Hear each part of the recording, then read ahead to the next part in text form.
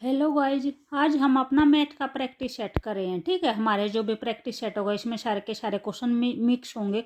ये जो भी जनरल पेपर आता है मैथ का, ठीक है, वो सीईटी के लिए भी इम्पोर्टेंट है, स्टेट सी टेट उन सब के लिए है। ठीक है, हमारा जो भी यहाँ पे फर्स्ट क्वेश्चन है, फर्स्ट क्वेश्चन में क्या दे रखा है, 2 अंकों की बड़ी से बड़ी अभाज्य संख्या क्या होगी। ठीक है, तो हमारी 2 अंकों की जो बड़ी से बड़ी संख्या होती है वो क्या होती है, 99 होती है। लेकिन इन्होंने क्या पूछ रखे, अभाज्य संख्या पूछ रखी है। तो अभाज्य संख्या क्या होगी, अभाज्य संख्या क्या होते हैं, जो नंबर सिर्फ अपने आप से डिवाइड होते हैं, जो नंबर किसी दूसरे से डिवाइड नहीं होते हैं, वे संख्याएं क्या होते हैं, वे संख्याएं अभाज्य संख्याएं होती हैं। ठीक है, लेकिन यहाँ पे जो भी हमारा 99 है, 99 क्या है, ये 11 से भी डिवाइड होता है, 9 से भी डिवाइड होता है और 3 से भी डिवाइड होता है। तो ये हमारी क्या होगी, ये अभाज्य संख्या नहीं होगी। 99 के बाद कौन सा आता है, 98 आता है। ठीक है, 98 भी हमारा डिवाइड होता है, इसके लास्ट में जैसे 8 है तो ये हमारा 2 से डिवाइड हो जाएगा।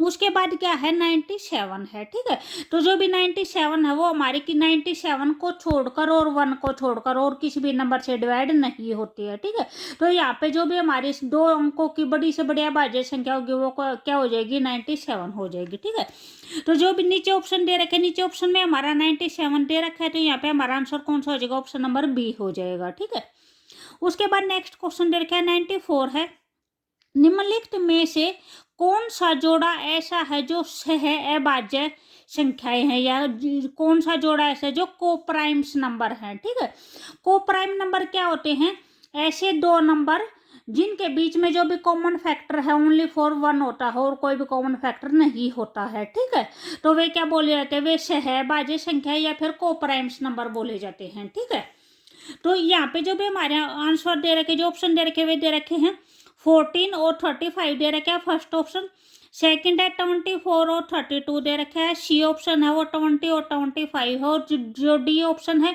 वो क्या है, 10 और 21 है। ठीक है, तो यहाँ पे जो भी हमारा फर्स्ट ऑप्शन है 14 है और 35 है, उसमें हमारा 7 क्या हो जाएगा, कॉमन फैक्टर हो जाएगा। ठीक है, 7 2 जा 14 और 7 5 जा 35। लेकिन कोप्राइम नंबर में क्या होता है, ओनली फॉर 1 कॉमन फैक्टर होना चाहिए। ठीक है, यहाँ पे है, यहाँ पे हमारा 2 भी कॉमन फैक्टर हो जाएगा, 8 भी कॉमन फैक्टर हो जाएगा। ठीक है, यहाँ पे है, यहाँ पे हमारा 5 कॉमन फैक्टर हो जाएगा। तो जो भी हमारा आंसर होगा वो कौन सा हो जाएगा, ऑप्शन नंबर डी हो जाएगा, 10 और 21। 10 और 21 में जो कॉमन फैक्टर होता है वो क्या होता है, 1 होता है सिर्फ। ठीक है, उसके बाद नेक्स्ट क्वेश्चन है 95 है, 95 में क्या दे रखा है, पी बाय में क्यू एक संख्या का रूप है, यानी आपको पी बाय क्यू कोई भी एक संख्या दे रखी है, जो पी और क्यू है, पी और क्यू कोई भी पूर्णांक होने चाहिए, और जो क्यू की कंडीशन दे रखी है वो देखिए q not equal to 0, q हमारा 0 नहीं होना चाहिए। तो इस टाइप की जो संख्या उसको हम क्या बोलते हैं, वह संख्या क्या होगी, परिमेय संख्या होगी, अपरिमेय संख्या होगी, परिमेय और अपरिमेय दोनों होंगे, या इनमें से कोई नहीं। तो ये इसमें हमारा आंसर कौन सा हो जाएगा, ऑप्शन नंबर ए हो जाएगा, परिमेय संख्या। परिमेय संख्या क्या होती है, जो संख्या हमारे पी बाई क्यू के फॉर्म में होते हैं, यानी जो संख्या हमारी अट्टे बट्टे में होती है, जैसे 2/3 बोलते हैं, 3/4 या 4/7, जो संख्या इस फॉर्म में होती हैं। ठीक है, वे क्या होती है, वे परिमेय संख्या होती है। और वहाँ पे ये कंडीशन जरूरी होती है कि जो भी हमारा क्यू है वो 0 नहीं होना चाहिए, यानी हमारा जैसे 2/0 नहीं होना चाहिए। अगर बाय में 0 आता है तो वो क्या होता है, वो नॉट डिफाइंड, यानी इस टाइप में कोई संख्या नहीं हो सकती, वो नॉट डिफाइंड नंबर होता है। ठीक है, तो यहाँ पे हमारा आंसर कौन सा हो जाएगा, ऑप्शन नंबर ए हो जाएगा। ठीक है, उसके बाद 96 क्वेश्चन है, 96 में क्या दे रखा है, एक समचतुर्भुज का क्षेत्रफल और एक विकर्ण की लंबाई क्रमशः ये हैं। आपको क्या दे रखा है, एक समचतुर्भुज दे रखा है और उसका क्षेत्रफल दे रखा है। जो क्षेत्रफल है वो कितना दे रखा है आपको, 84 दे रखा है। ठीक है, और जो विकर्ण है, विकर्ण की जो लंबाई दे रखी है, विकर्ण को क्या बोलते हैं, डायमीटर बोलते हैं, तो इसको हम क्या लिखेंगे, D1 लिखेंगे। ठीक है, जो D1 दे रखा है वो कितना दे रखा है, 7 दे रखा है। तो आपको क्या निकालना है, अन्य विकर्ण की लंबाई निकालनी है, यानी हमें D2 निकालना है, D2 फाइंड आउट करना है। तो इस क्वेश्चन को कैसे निकालेंगे, जो भी क्षेत्रफल होता है समचतुर्भुज का, क्षेत्रफल कितना दे रखा है, 84 दे रखा है। क्षेत्रफल का जो हमारा फार्मूला होता है वो क्या होता है, हाफ D1 इंटू में D2 होता है। ठीक है, इक्वल टू में 84 हो जाएगा, हाफ D1 की वैल्यू हमें दे रखी है 7, इंटू D2 की वैल्यू क्या निकालनी है, इक्वल टू में क्या हो जाएगा 84 हो जाएगा।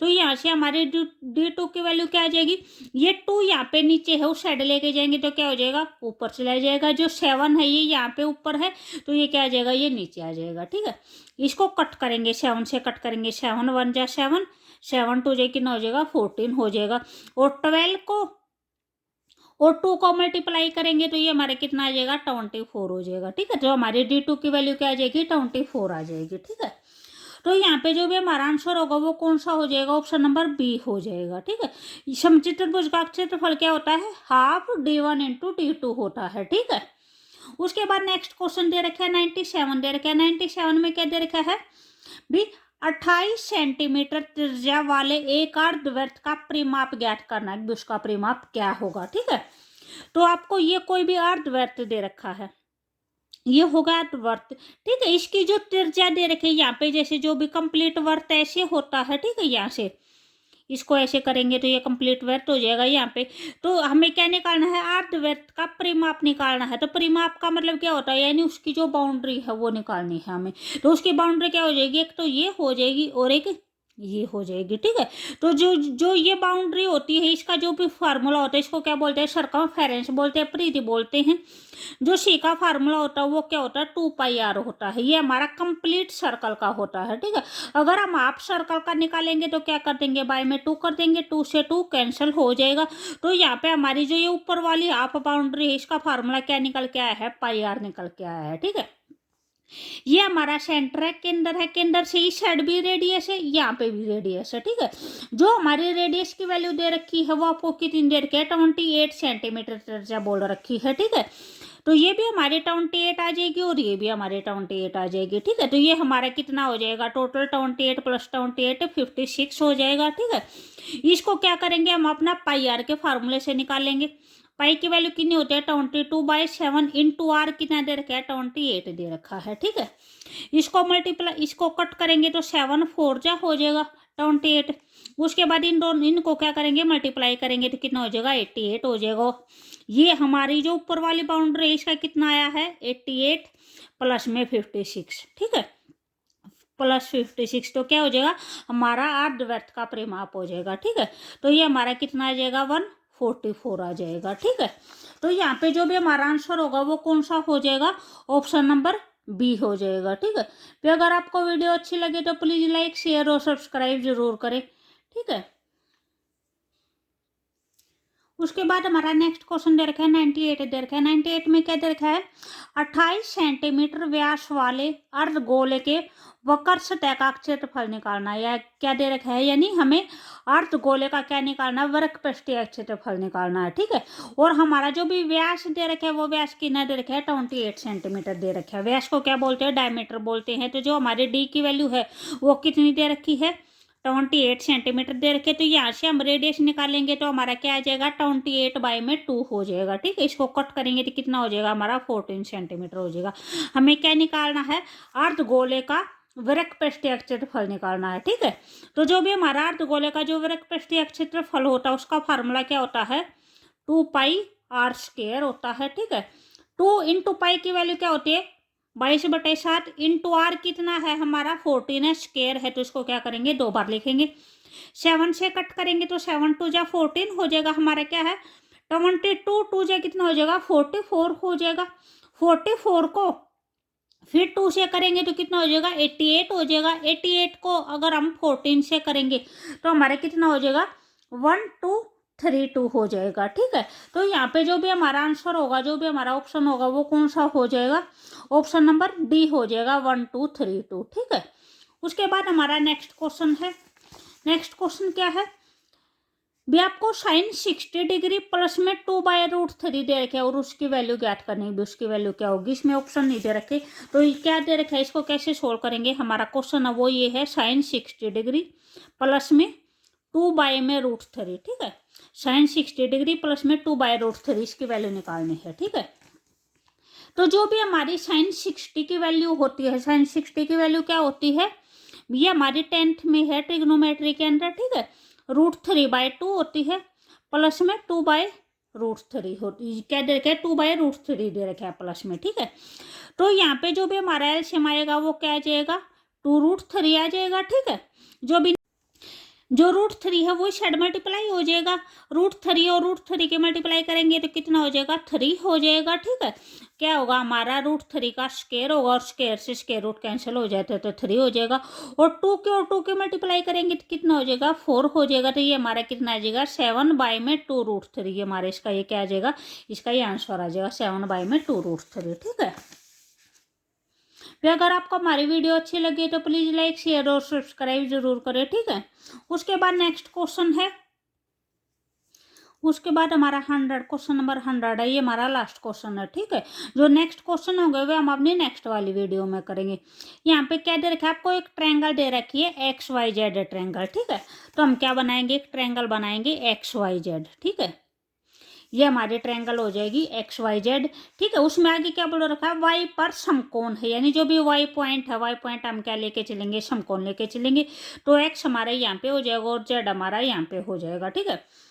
उसके बाद दे रखा है यदि cos x = 3/5 दे रखा है, क्या दे रखा है हमारा cos x दे रखा है इक्वल टू में 3/5, ठीक है। तो हमें क्या निकालना है, कोशिकेंट Z निकालना है। भी कोशिकेंट Z क्या होगा, तो इस क्वेश्चन को हम कैसे निकालेंगे भी, जैसे पहले हम ये करते हैं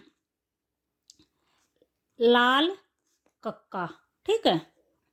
यहाँ पे L का मतलब क्या होता है, लंब होता है, K का मतलब कर्ण होता है, ठीक है। A का मतलब क्या हो जाएगा, आधार हो जाएगा, ये भी हमारा कर्ण हो जाएगा, ये लंब है और ये आधार है, ठीक है। तो पहले हमारा क्या होता है, साइन होता है, फिर कोस होता है और फिर टेंजेंट होता है। जो साइन का जो रेसिप्रोकल होता है, जो उल्टा होता है, वो क्या होता है, कोशिकेंट होता है। कोस का क्या होता है, सीकेंट होता है, और टेन का क्या होता है, कोट होता है, ठीक है। तो हमें इन्होंने क्या दे रखा है, कोस दे रखा है। कोस का मतलब ये नहीं, हमें क्या दे रखा है, आधार बाय में कर्ण दे रखा है, ये आधार दे रखा है और ये कर्ण दे रखा है।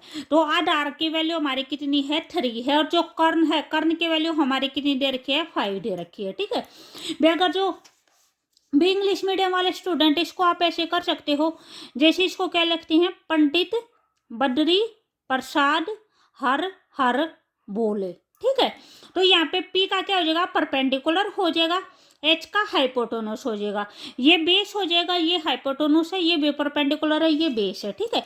इसमें भी सेम वही होता है, पहले साइन होता है, फिर कोस होता है, फिर टेंजेंट होता है। साइन का जो उल्टा होता है वो क्या होता है, कोसिकेंट होता है। कोस का क्या होता है, सीकेंट होता है, और टेन का कोट होता है, ठीक है। वही सेम हमें कोस निकालना है तो क्या दे रखा है, बेस बाय में हाइपोटेनस दे रखा है, यानी बेस बाय में हाइपोटेनस दे रखा है। बेस आपका कितना दे रखा है 3 दे रखा है, और जो हाइपोटेनस है वो कितना दे रखा है 5 दे रखा है, ठीक है। हमें क्या निकालना है, हमें अपना परपेंडिकुलर यानी लंब निकालना है।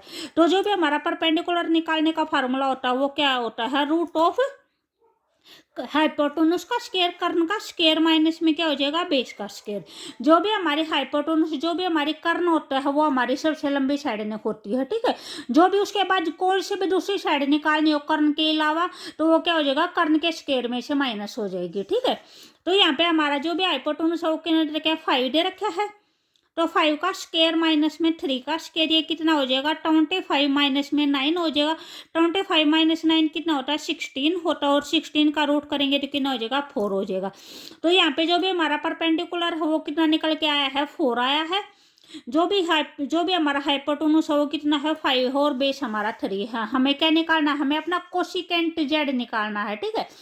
तो जो कोसिकेंट होता है वो क्या होता है, ये होता है कोसिकेंट साइन का रेसिप्रोकल कोसिकेंट होता है। तो हमें क्या क्या फाइंड आउट करना, कर्ण बटे में लंब निकालना है, ठीक है। कर्ण बटे में लंब निकालना है, ठीक है। यानी क्या निकालना, हाइपोटेनस बाय में परपेंडिकुलर निकालना है। तो यहाँ पे जो भी एंगल दे रखे है वो हमारा Z एंगल दे रखा है, ठीक है। तो जो भी Z के जो सामने होता है, ठीक है, ये हमारा Z एंगल, तो Z एंगल के जो भी सामने होगा वो क्या होता है, वो हम परपेंडिकुलर लेके चलते हैं, ठीक है। तो यहाँ पे जो भी हमारा परपेंडिकुलर होगा वो कितना हो जाएगा, ये हमारा परपेंडिकुलर हो जाएगा, ठीक है, लंब हो जाएगा। और जो कर्ण है वो हमारा कितना हो जाएगा 5 हो जाएगा। हमें क्या निकालना है, कर्ण बटे में लंब निकालना है, ठीक है। कर्ण बटे में लंब निकालना है, तो कर्ण हमारा 5 हो जाएगा, और जो भी हमारा लंब होगा वो कितना हो जाएगा, वो 4 हो जाएगा, ठीक है। तो यहाँ पे हमारा आंसर कितना आ जाएगा 5/4 आ जाएगा कोसिकेंट Z की वैल्यू, ठीक है।